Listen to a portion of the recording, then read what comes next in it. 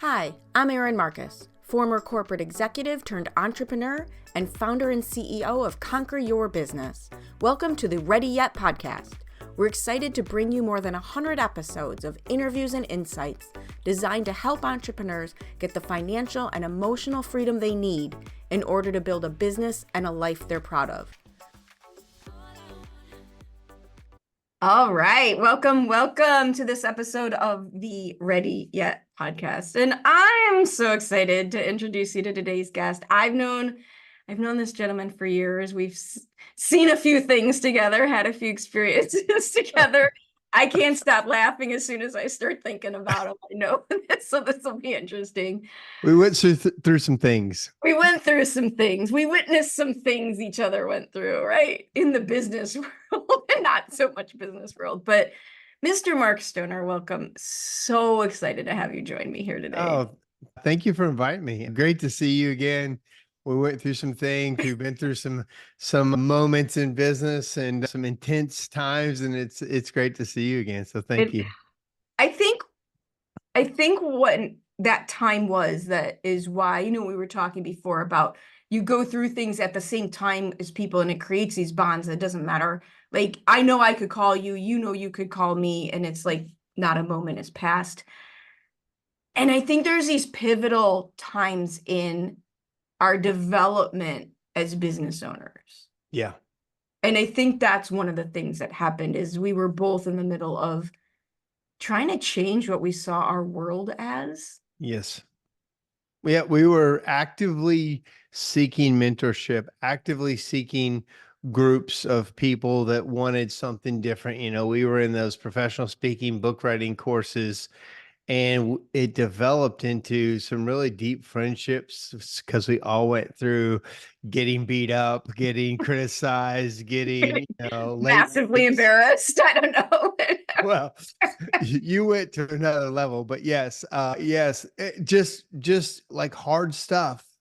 And we all wanted something different. So we were all in that same mindset. It was really fascinating. It kind of set us up for where we are now, Totally. And I think when I think about this idea that it matters who you surround yourself with, and people going for more. Yeah. People who no one there was carrying anybody else, right? It was all, how can I learn these new things and make them my own?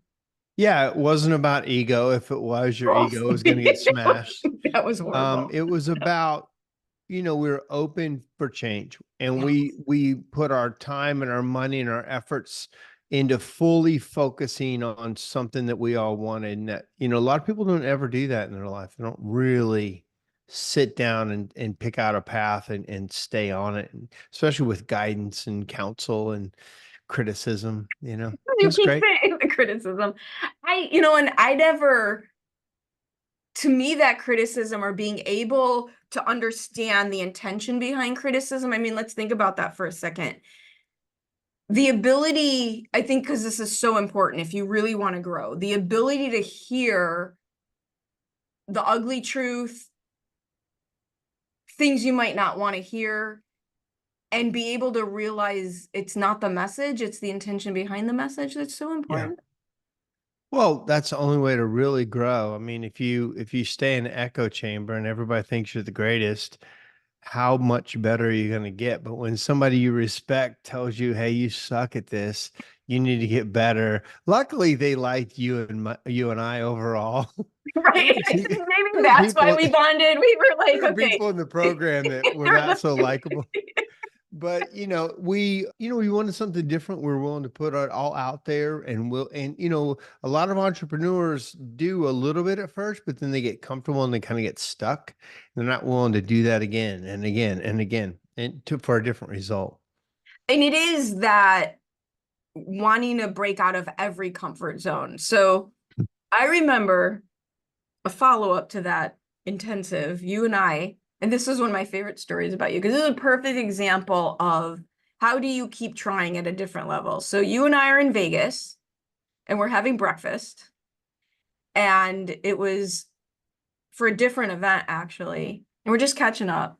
And you tell me this story about wanting to franchise your business.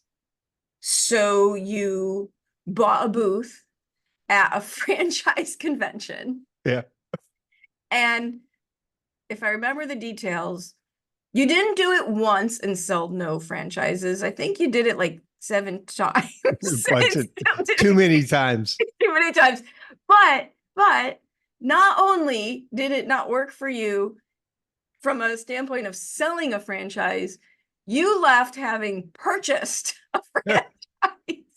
Yeah. And you had just done it.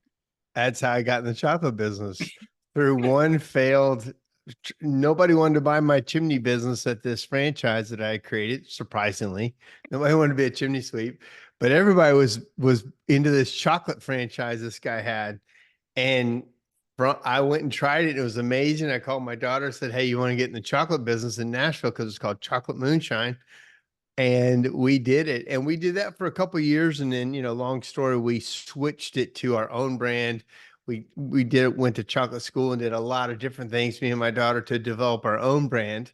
But yeah, I got in the chocolate business through a totally failed chimney, over and over chimney franchise. It wasn't going to work. And we learned a lot, spent a lot of money to figure something else out, basically. Well, and I see that over and over again. And I think, right, it's okay. So how does that even happen? Because I believe that there's, I don't care how you feel they come, whether you feel it's God and divine intervention or gut instinct, there's something about you. You follow your instincts regardless of whether they're right or wrong. Yeah. I make decisions really quickly, and I believe I, I don't mess around. Like when I listen to a lot of people, I'm going to start this or start that, and then a year or two later they don't. If I tell you I'm going to do something, I'm pretty much going to do it. Like I've already, even when me and friends are talking about business ideas, like I'll research the logo, I'll do the thing, and then I will start it.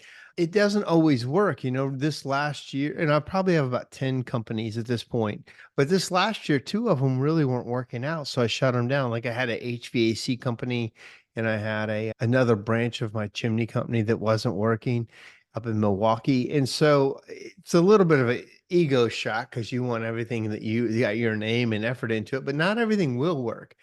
And I think, my biggest thing about failure is that we're taught that it's wrong. We're taught wrong in school about failure, that we're taught, the A and the F in your grades, that the F is a failure and the A is what we want to get. And the truth is, as entrepreneurs, as the F and the A are on the same side of the equation. These people that are super successful have a lot of Fs. We failed a bunch. We made a bunch of wrong decisions. We believe, you and I were talking about it before this show, how you can't know every answer and you can't know the pivot or the change in the business till you walk through the door. And every one of my businesses was not, I thought it was one thing until I got into it. And when I got into it, all these other doors and windows opened up.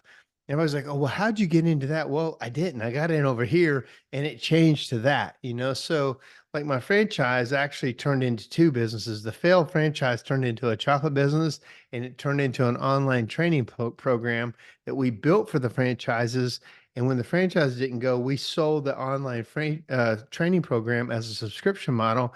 And it's a great business in helping the industry. But you don't know those answers you got to just go in and figure out the next thing. And you're a great example of that. I've seen what you've been doing and you keep moving with the punches and what works and what doesn't. Yeah, so there's so much in here, and I don't think, to me, it's the resilience is a word you can wrap that all into if you wanted a nice bow, but it doesn't even come close. And there's a mixture of self-trust, right? There's that mixture of For sure. self-trust and that you're always going to be okay. There another key piece in there is don't throw good money after bad. Yeah, at some Yeah. point you got to pull back from it. And that's a hard place to know. Like I'm in the chimney business. That's my main thing. And I've got multiple locations and, about 70, 80 people in the chimney business that work with us. But in that, there's times that people told me to stop doing it. People told me I shouldn't do it. And I had this internal drive to do it. And it worked out. Everybody's like, oh, don't, it's not working, not working. And then it did work. And everybody's like, and you look like a genius. And that is a very hard time to know. It's just like my HVAC business. I put a lot of money and time into it. And at some point, it just switches that this is not going to work. I could just keep throwing good money after bad.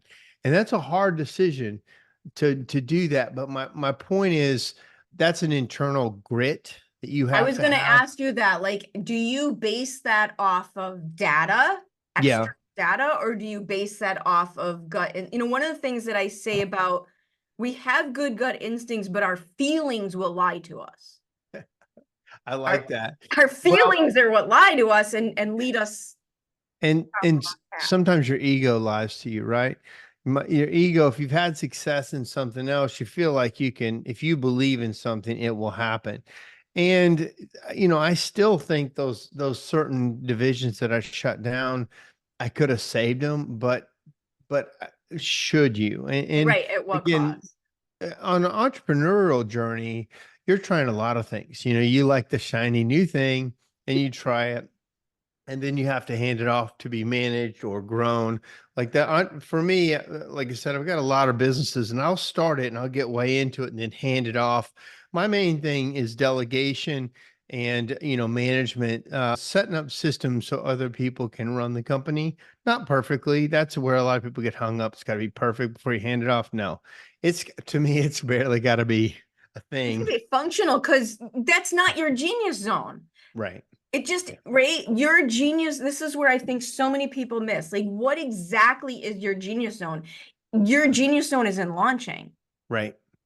Launching ideas, seeing a place in the market, finding that little wedge so I'll tell you one thing that I learned that has made the most sense for me. So my core company was Ashbuster's Chimney Service.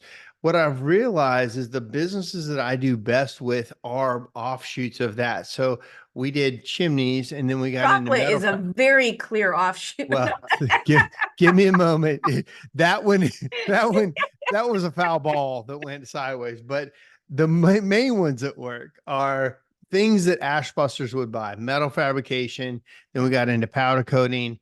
Now I'm into graphics. What do we do? Vehicle wraps. I got 40 vehicles. I got hundreds of people that need to have apparel. Like the online training platform was for chimneys. I was spending $250,000 a year in educating my chimney guys. I brought that in house. So all my things kind of lined up with what I was already spending money on, except for chocolate. And so that was But you more of can't a, really go wrong with chocolate. you can't, well, And it's you a had tough you business, had a secret weapon in your back pocket. which was Your what? daughter. Your daughter. Oh, well, yeah. Well, I didn't know it, but yes, she's definitely, we have a chocolate company called Poppy and Peep. And that's really taken off. That's been a fun side venture. But now I use it for my gifting for my chimney companies, all my other companies. So it still kind of Of lines course up. you do. I would have never done that. But I think business is fun. I enjoy people. And I think if you're out there listening that you're not necessarily haven't started your own thing, my best advice is if you want to do something, you've got to start it at some scale level, and you have to try. I mean, this is America. This is the greatest country that has ever existed for entrepreneurs. There's never been another one, and you can hate this time or love this time, but there's never also been a better time to do it with all the things you can do: phone, computer, Zoom, podcasts, TikToks, all the things. I mean, my gosh, if you can't start it today, you're never going to start it. It's just not going to happen. It's so true. So one of the things that you have done that, and this is one of the groups of people I love working with, but it's is a hard bridge to cross. And I think that's when I watched you cross this bridge. Like that's when I met you.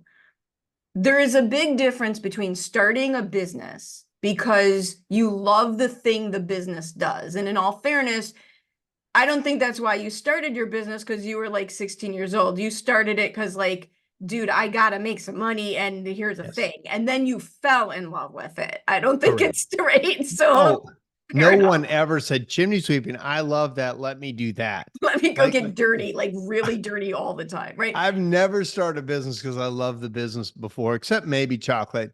Everything else is just I can do it. Let's start. But you were starting a Right. point. Like Yeah.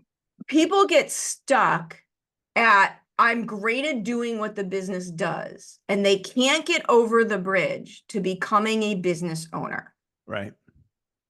Well, that's the Michael Gerber, he wrote the book, The E-Myth, Yeah. E-Myth Revisited. And he talks about that where I think the parable was like, or the story was a slave loved baking pies. She loved baking pies, loved it until she made it a business. Right. And then she hated baking pies. I could, some people say, you've got to love, if you love what you do, you never work a day in your life. That's not true. I can absolutely love everything I do and still hate it some days. Like I've even hated being on vacation too much. You know what I mean? I mean, it sounds crazy. Yeah, but you're kind of grumpy, so it's okay. As you get older, you get grumpy, but not Well, hate you're it, not but grumpy, like, you're but there's times that right. for me, anything I do a lot of, Yeah. there's times I don't want to do it anymore. Yeah. So if you're thinking about starting a business, there's two sides of it. The technical side, learning it, but then how fast can you hand off all the little things about it to grow the business so you can really have the best business you could ever own is one that really doesn't need you, but you could work in it when you want to or how you want to. And isn't that what we really go into business to have is the Right. freedom and control over our time? That's it right there. That's the key. You went into business to have this, yet so many people never achieve it because they can't get out of their way. It's usually a power or a trust thing where they can't trust somebody else to do the work. They can't trust somebody else to do the books or write the checks or whatever the thing is. You're going to tell yourself the story that says, well, nobody can do it as good as me, which is true at the very beginning. But if you're a good leader and have good systems, ideally you build a company that everybody does it better than you, and you're the least needed person in the business. Now that becomes a super fun business, right? Right? Like I said that in my last business, I had 15, we worked with families with aging parents. I had 15 people on the team, and I had the best job in the company because my job was to show up at some point during the day with food. Like how much fun, like my job in that Yeah. business was to make sure everybody else was just okay because what we were doing was hard. I love that. Well, Simon Sinek said something like that, where he says, as a CEO, your main job is to take care of your people who take care of your customers. Yeah. If you're the CEO taking care of the customers, you're still in a way, if you're trying to grow a business, kind of too close to it. And then so your main thing is to bring them food, bring them donuts. How you doing? What do you need? How can I help you? What tools do you need? What Solve help a do you need? problem, right? And then you take care of my customers and, we've got a great relationship. Yeah, that's a And great point. well, and I think it's the same, it's the difference. And there's nothing wrong with these decisions, by the way. I think you just have to have a very honest conversation with yourself about where you land. Are you a freelancer? Are you self-employed or are you a business owner? Yeah. And Well, the risks that you be comfortable, the risks you need to get comfortable taking in order to start a business only increase to become the business owner. yes. And it's not for everybody. And I'm not saying there's one way and your race is your race and my race is my race. But for me, I was a one person operation for a very long time. 17 years, I just did all the work myself. And I thought I had a business.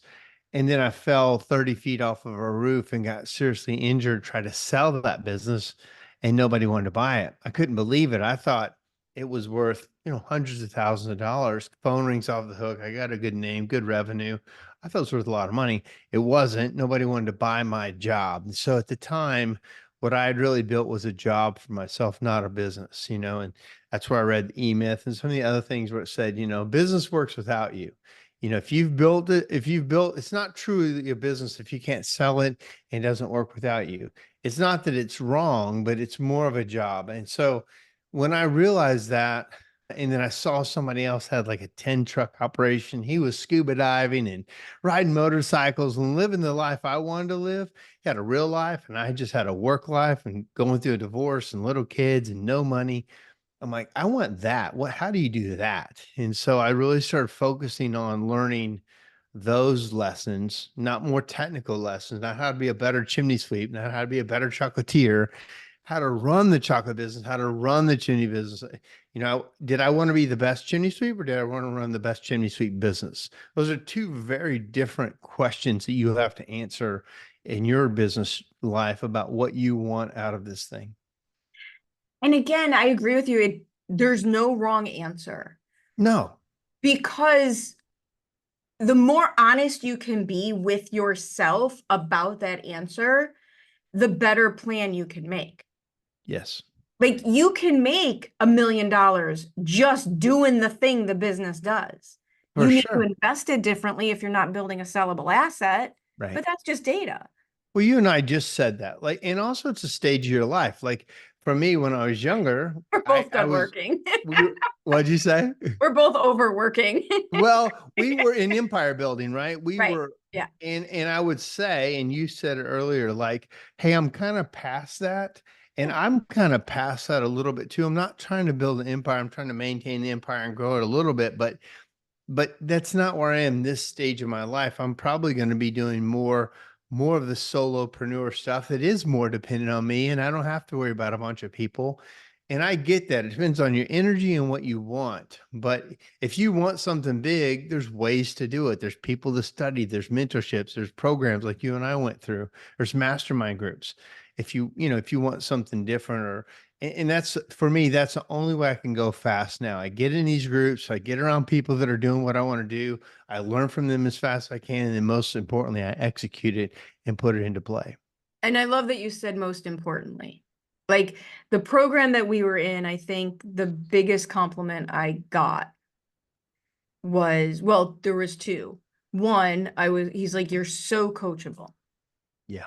And the second one was, he told me I was the only person at the end of the program who made every single appointment and did every single thing. Yeah. You Didn't execute. miss a single thing. Yeah. Right. Right. And a lot of people don't, they go through that whole thing and get nothing from it. Like they didn't have the same experience you and I did, although they sat in the same room and, Right. paid the same money and did all the same things, but had a very different outcome.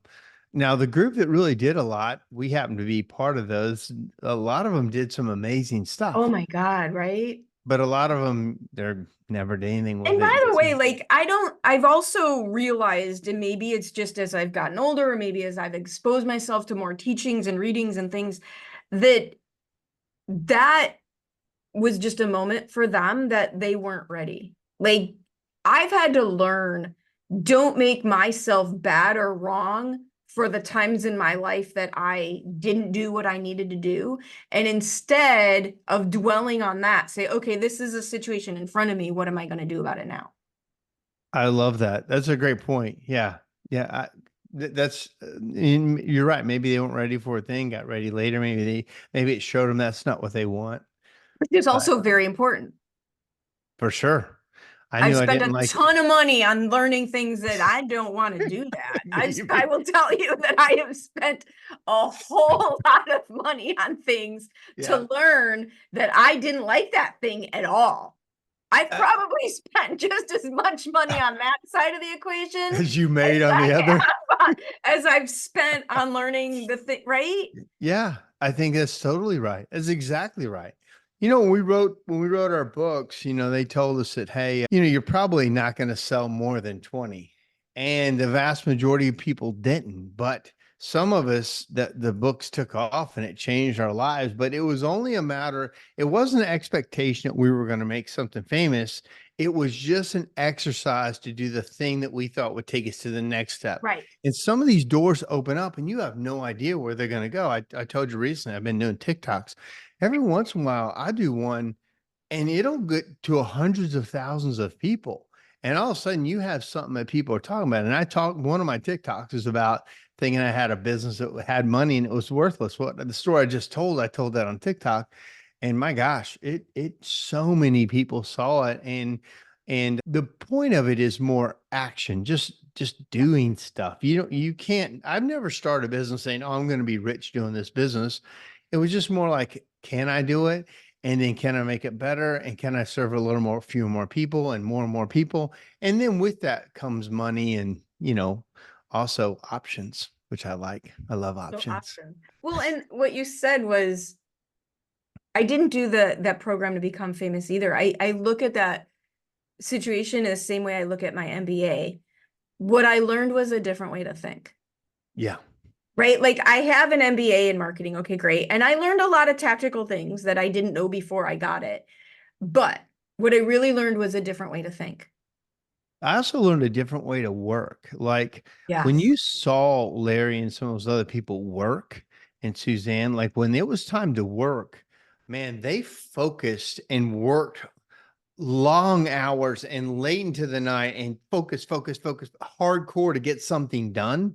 Wasn't like they did it every day, but I learned that they know how to work. They know how to hit another gear of work. And when they want to get something done, that was I've used that technique a few more times when I really need to push through something. Now, if you're working yourself to the bone every night, that's a you problem. Yeah, But to get that's not what something we're done, talking. there's no work-life balance. You kind of go out of balance. We were out of balance at that event. We were just and for months focusing on this outcome.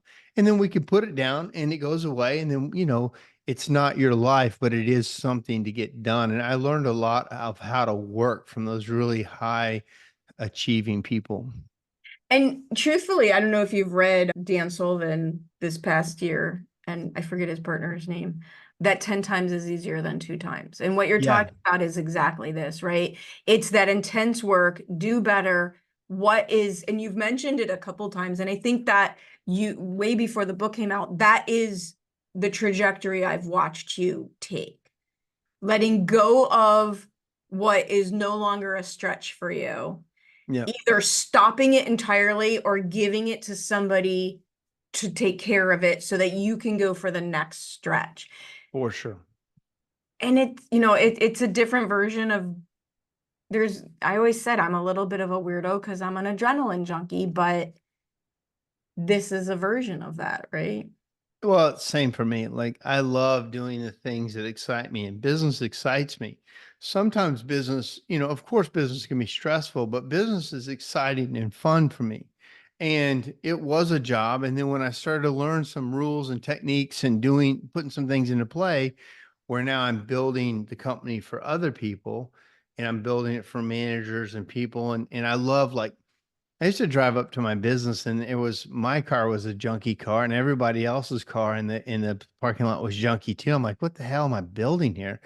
And then now you drive up and I drive up in a nice car and there's tons of nice trucks and nice cars and they've got houses and they go on vacations. Like that feels good as a business owner that I've built something that not only benefits me, but everybody working for me. I've got a lot of people that make really, really good money because of the setup we have.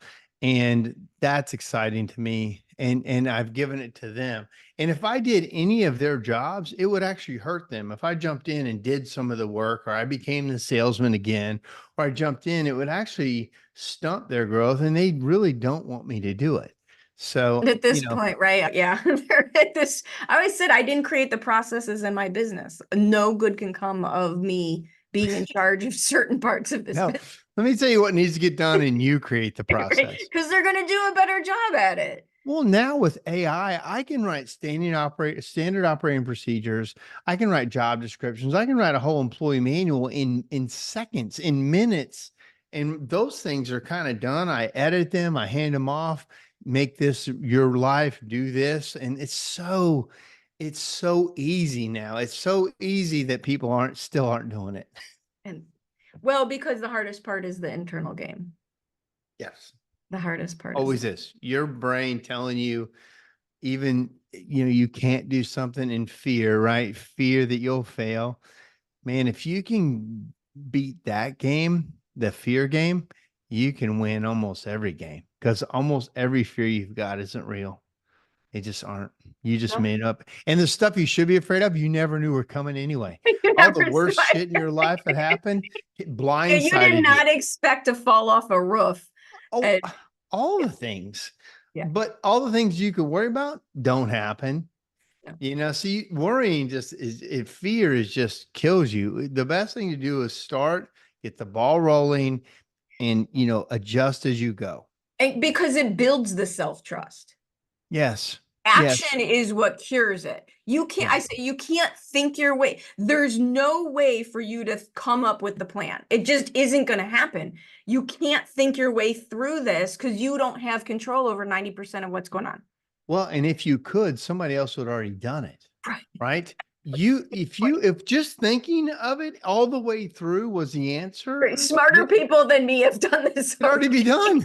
Right. You don't have a prayer. You shouldn't do anything.